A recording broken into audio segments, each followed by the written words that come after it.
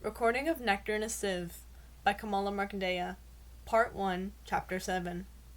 Nature is like a wild animal that you have trained to work for you. So long as you are vigilant and walk warily with thought and care, so long it will give you its aid. But look away for an instant, be heedless or forgetful, and it has you by the throat. Ira had been given in marriage in the month of June, which is the propice season for weddings. And what with the preparing for it, and the listlessness that took hold of me in the first days after her departure, nothing was done to make our hut waterproof or to secure the land from flooding. That year the monsoon broke early with evil intensity, such as no one could remember before.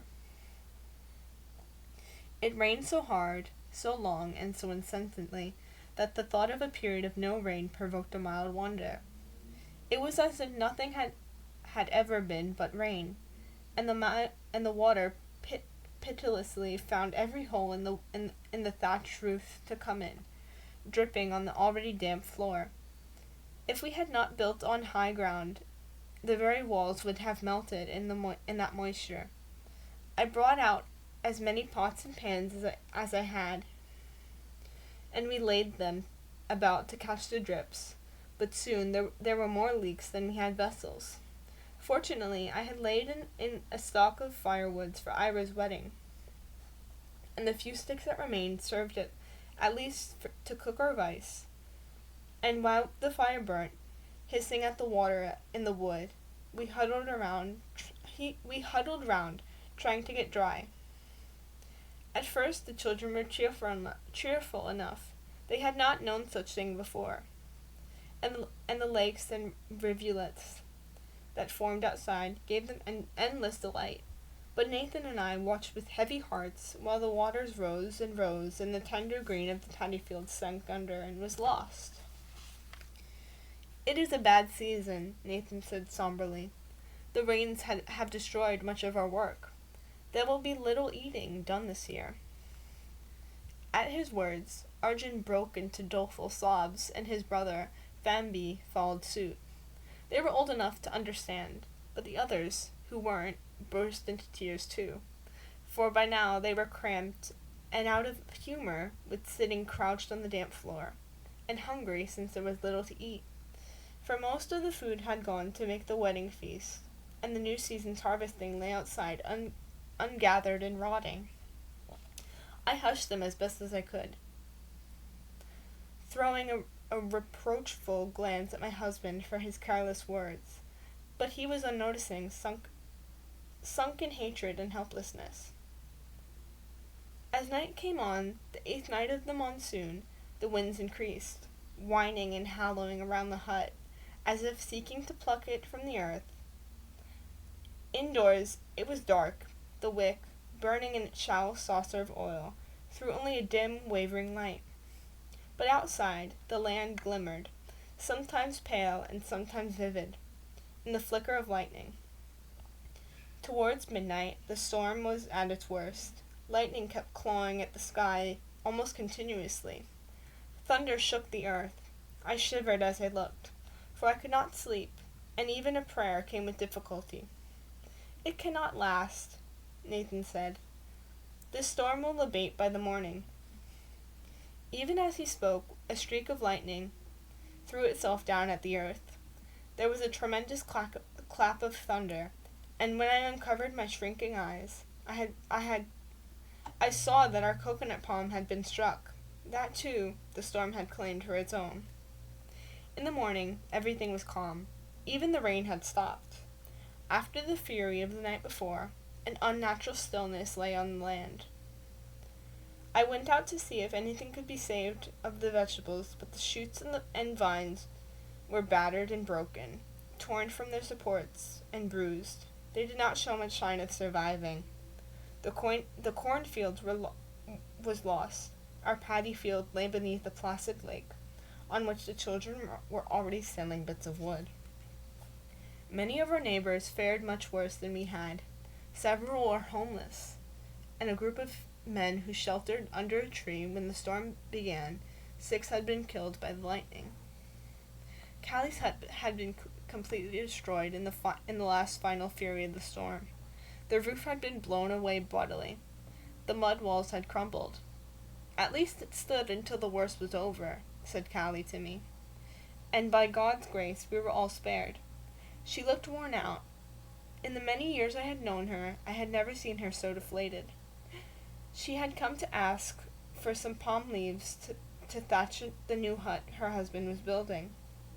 But I could only point to the blackened tree, its head bitten off and hanging by only a few fibers from the withered stump. "We must thatch our roof before the night," I said. "The rains may come again. We need rice too."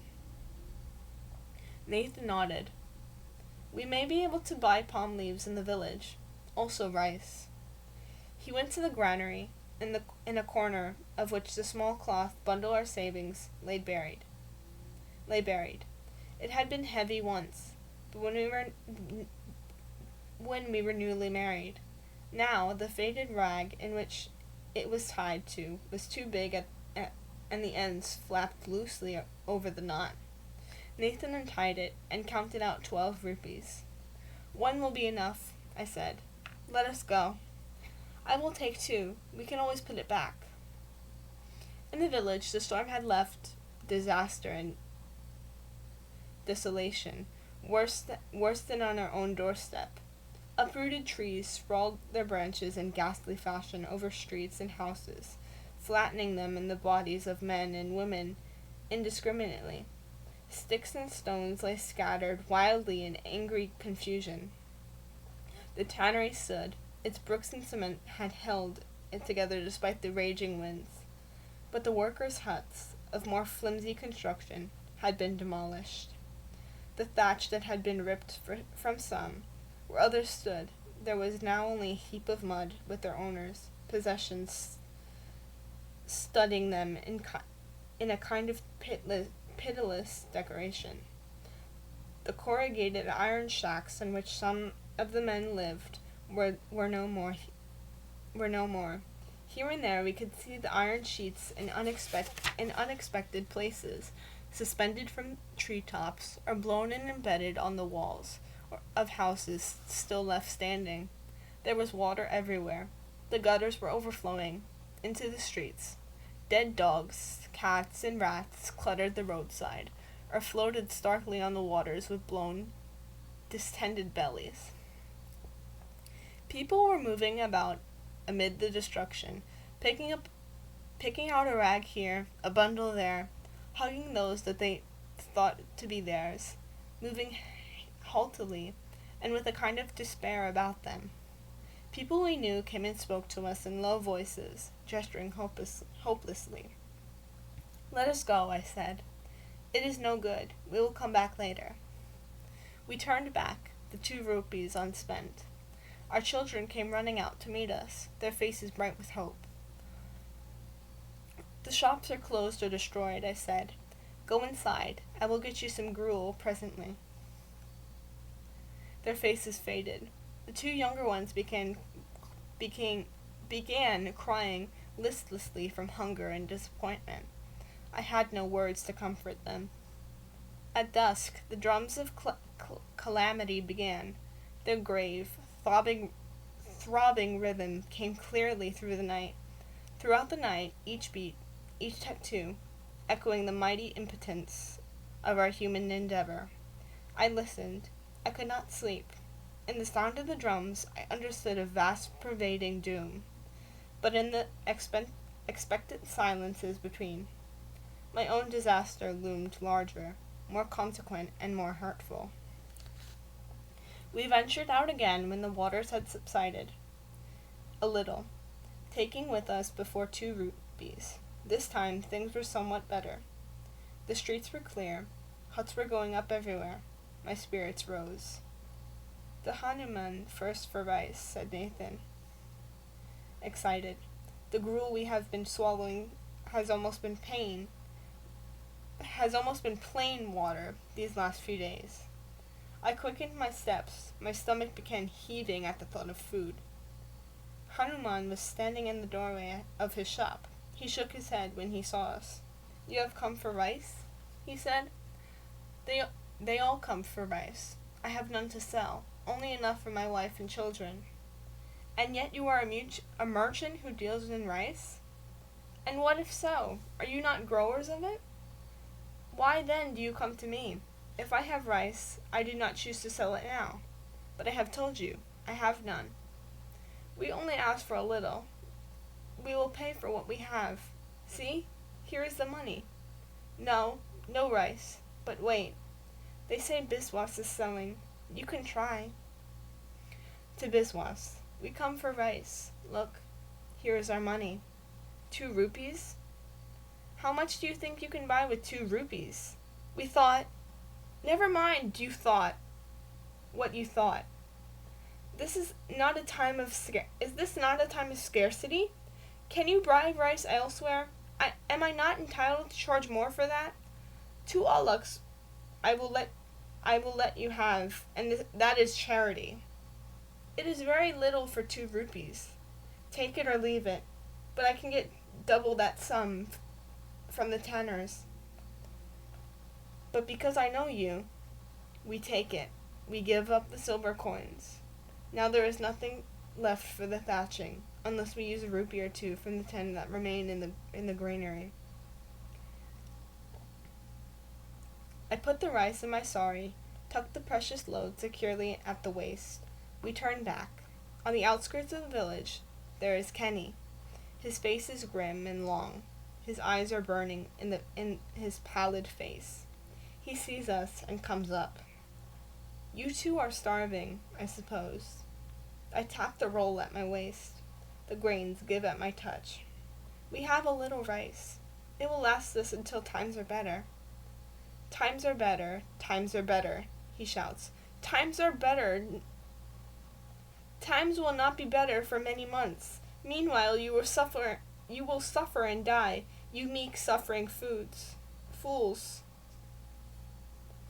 Why do you keep this ghastly silence? Why do you not demand? Cry out for help. Do something.